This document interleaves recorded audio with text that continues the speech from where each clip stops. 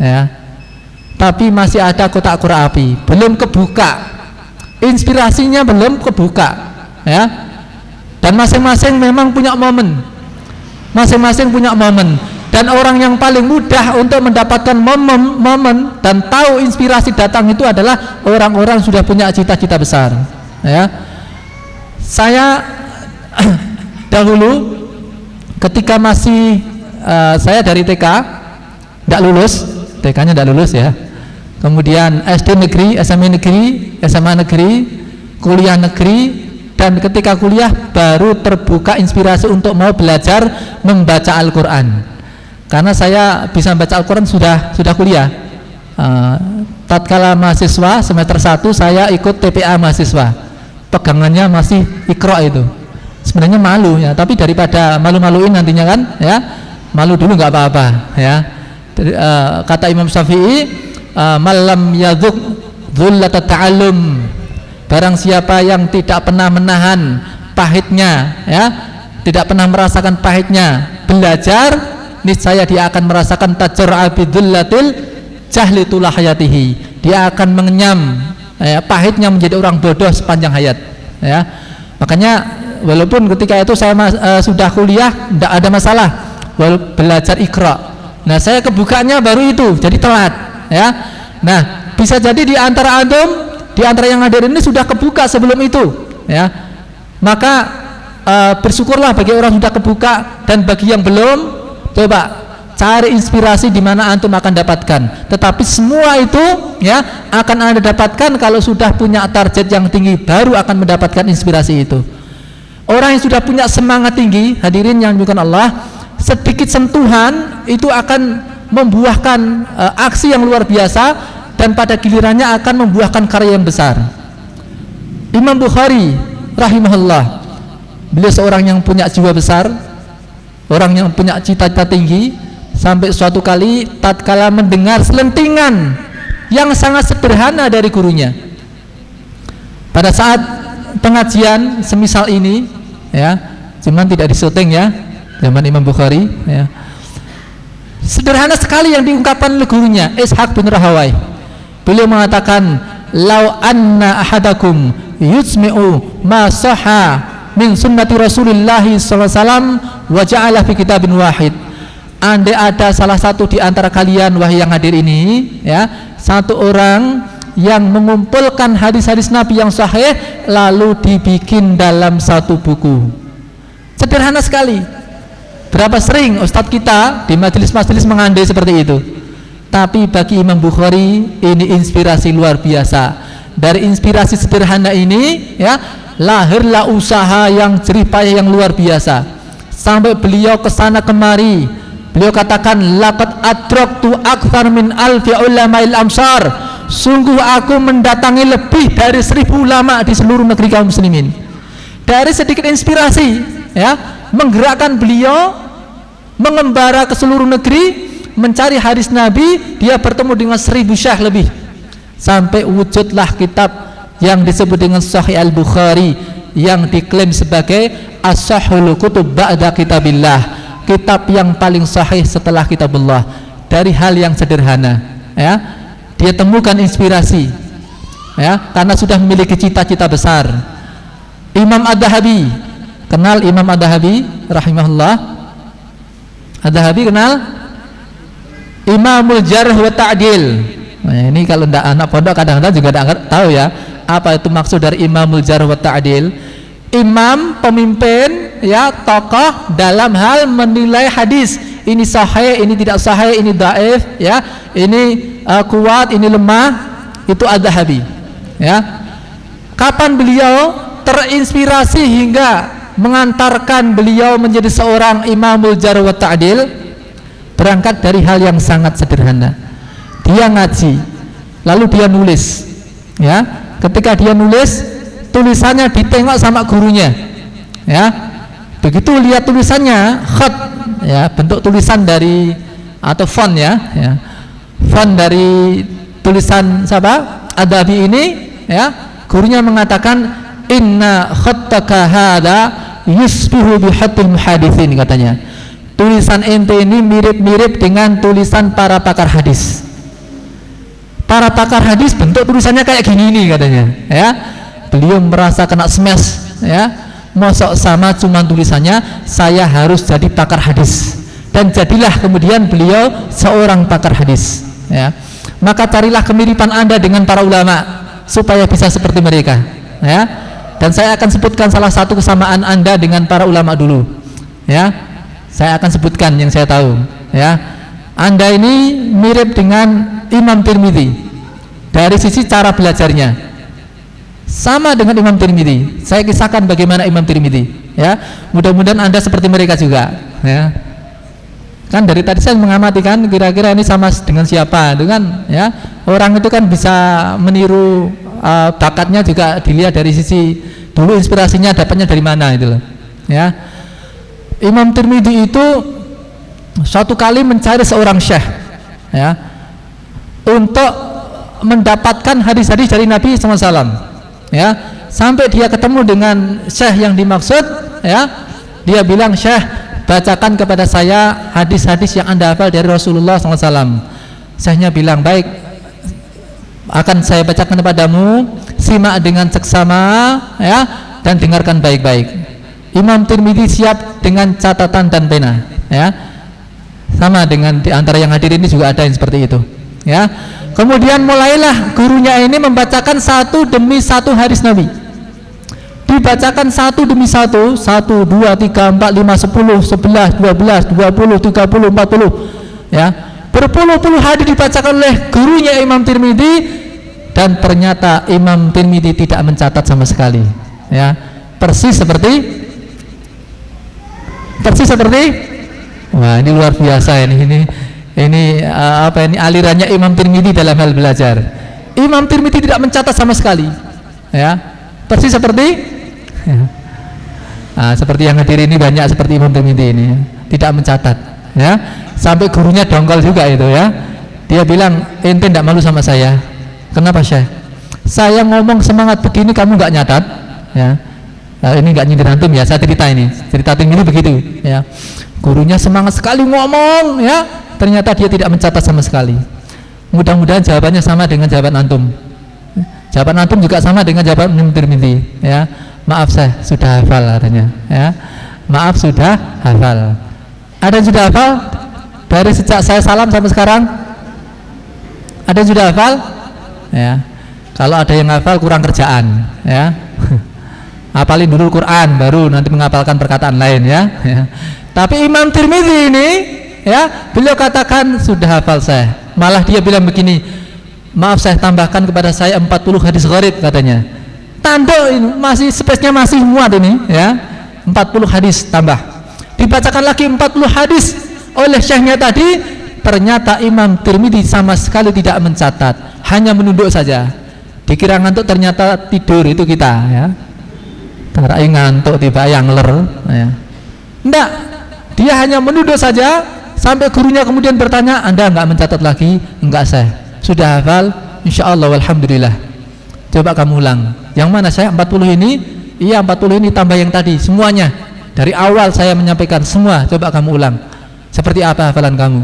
Ternyata dibaca dari awal sampai akhir tidak ada yang tercecer, tidak ada yang terbolak-balik apalagi terbilak-bilok. Semua bisa dibaca dengan baik oleh Imam Tirmidzi.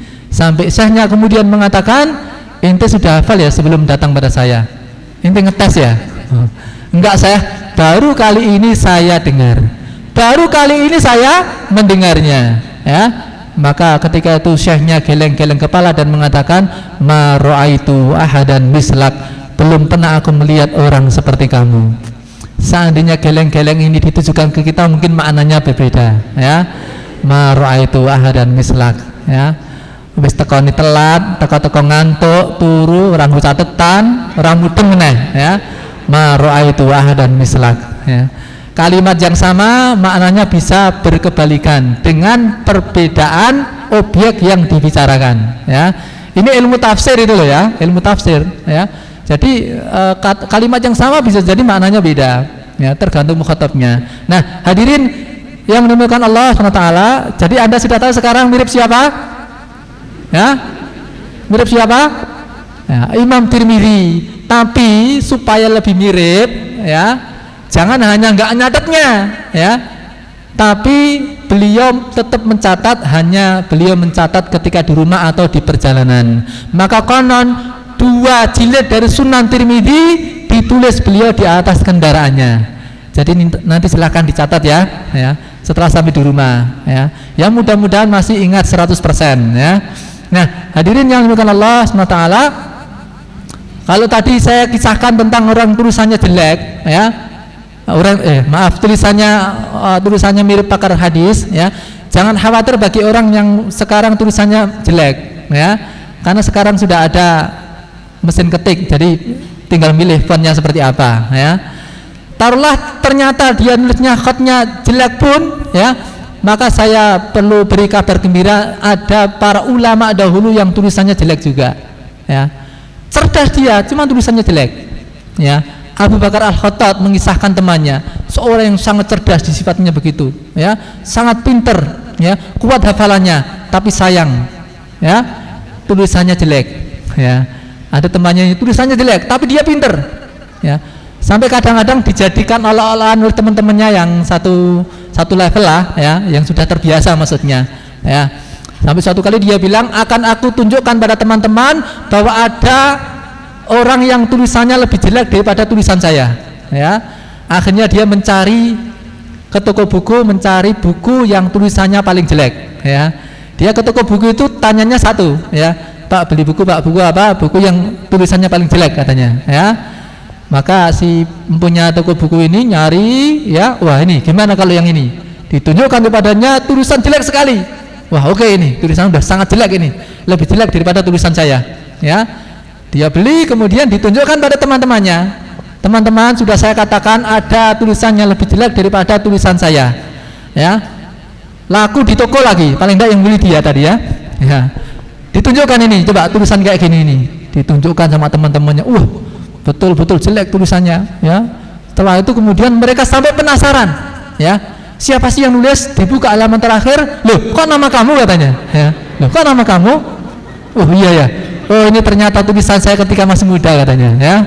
Jadi tulisan yang lebih buruk dari tulisan dia adalah tulisan dia sendiri ketika masih muda, ya. Berarti ada peningkatan, ya. Nah, hadirin, baik, kembali, maka nyalakan semangatmu tatkala kamu sudah punya cita-cita. Orang yang sudah punya cita-cita, orang yang semangatnya tinggi, maka, ya, yang jauh akan terasa dekat, yang berat akan terasa ringan, yang susah akan terasa mudah. Apa yang bagi orang-orang itu menjadi hambatan, bagi dia adalah peluang, ya. Saya pernah merasakan bagaimana ketika terhambat untuk belajar, ya. Di kampung saya, ya, saya ngaji bersama seorang guru, lalu saya sempat mengutarakan, guru, saya pengen belajar bahasa Arab, ya. Cuman saya kan masih kuliah, ya. Tunjukkan kepada saya mesti belajar bahasa Arab sama siapa yang tidak di pondok. Dia bilang, saya nggak tahu, kayaknya nggak ada, ya. Kalau mau belajar bahasa Arab, ya ke pondok. Saya menggerutu ketika itu, masa sih nggak ada sih, ya. Masa Ustadz nggak punya sih orang yang bisa bahasa Arab, bisa ngajar, ya. Apa dia bilang? Kalau tidak ada, ya kamu yang jadi guru bahasa Arab katanya, ya. Saya terkejut juga ketika itu. Oh, benar juga ya, ada lowongan guru bahasa Arab ini, ya.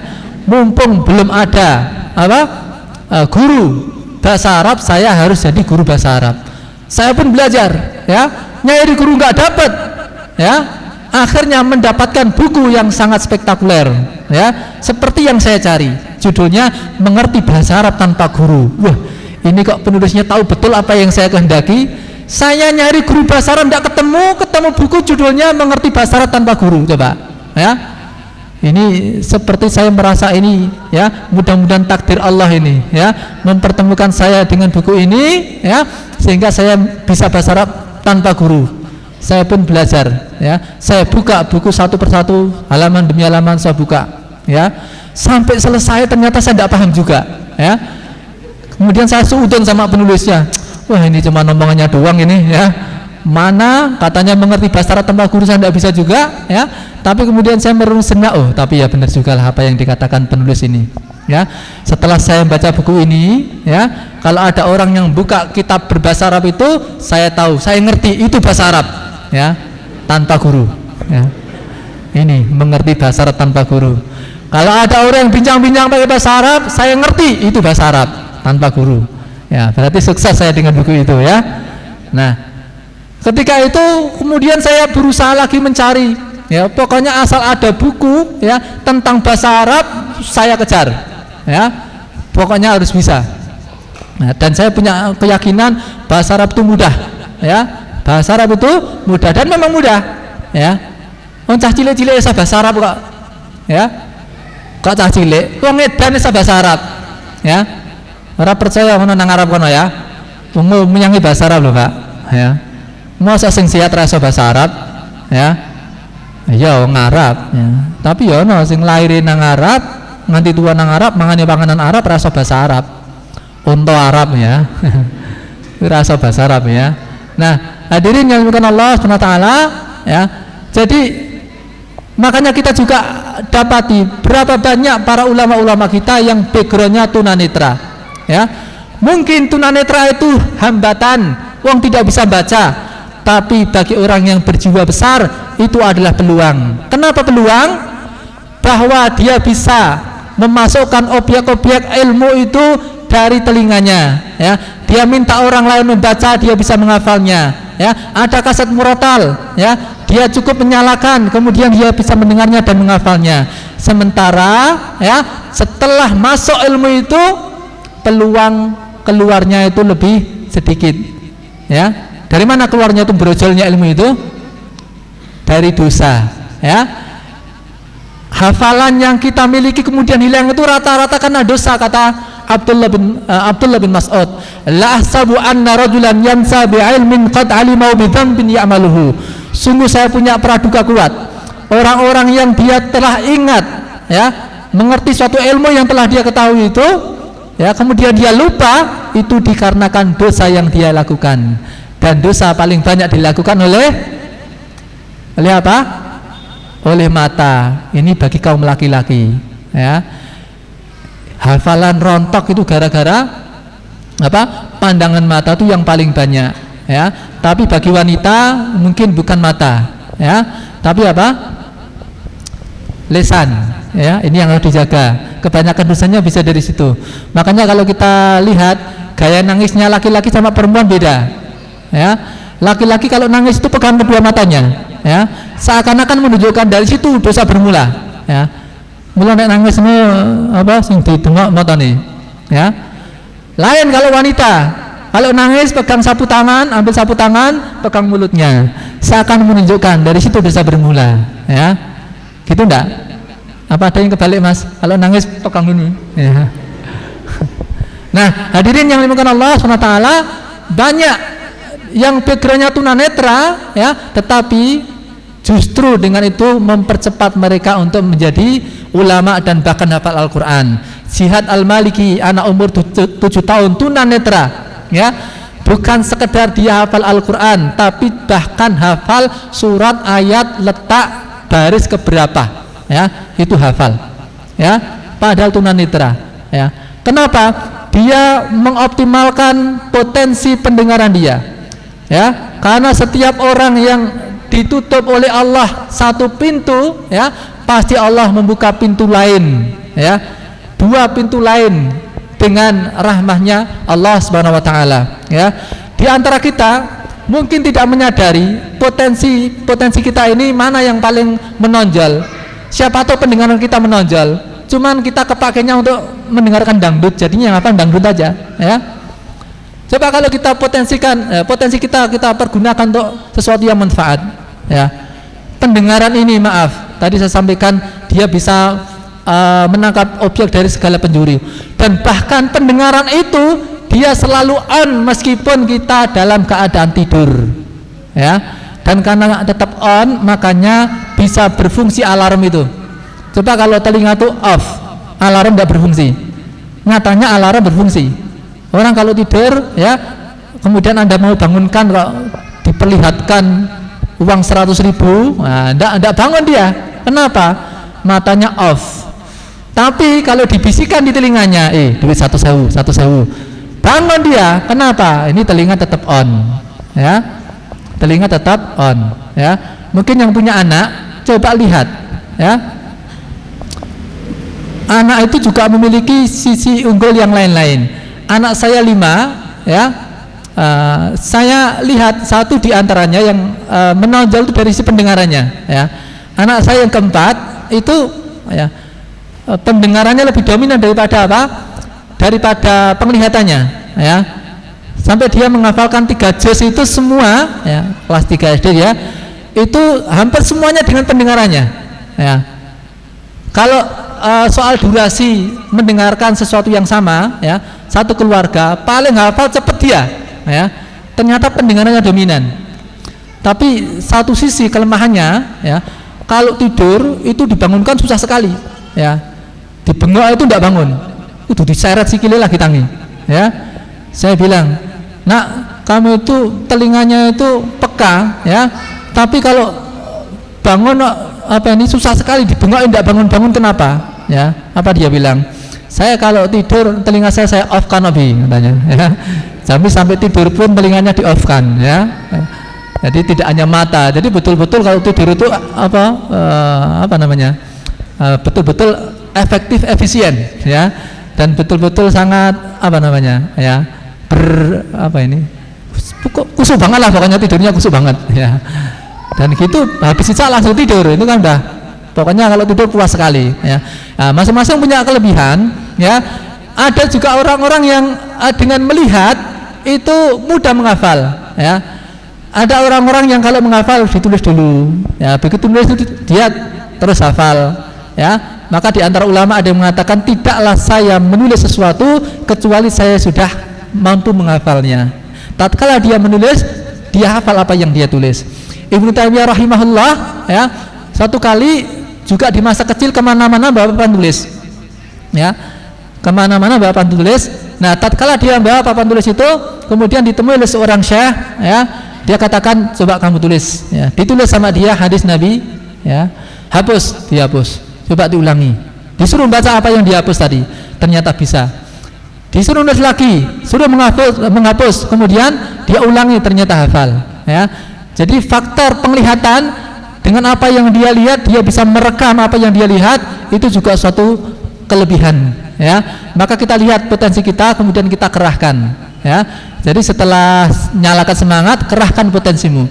Semua yang kita miliki ini potensi waktu, ya, pendengaran, penglihatan, pikiran kita, ya, jangan kita sia-siakan. Karena semua ini terus bergerak.